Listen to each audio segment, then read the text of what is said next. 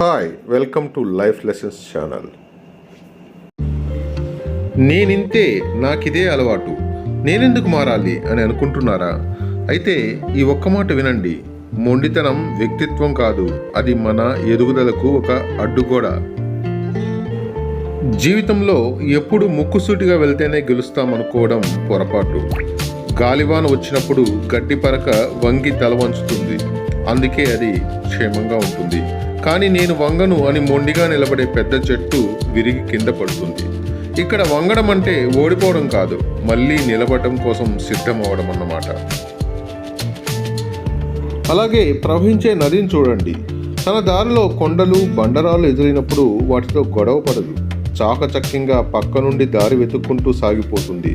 అందుకే అది సముద్రాన్ని చేరుకోగలుగుతుంది. మన జీవితం కూడా అంతే. పరిస్థితులను బట్టి మనల్ని మనం మార్చుకోవడాన్ని ఫ్లెక్సిబిలిటీ లేదా అడాప్టబిలిటీ అంటారు. తగ్గేదిలే అనే ప్రతి చోట అంటే ముక్కు పచ్చడవడం ఖాయం. అవసరమైన చోట సర్దుకుపోవడం చేతకాని వాడు అపజయాల అంచున ఆగిపోతాడు. మారడం అంటే మనల్ని మనం కోల్పోవడం కాదు, మనల్ని మనం అప్డేట్ చేసుకోవడం. మీరు మారడానికి సిద్ధమేనా?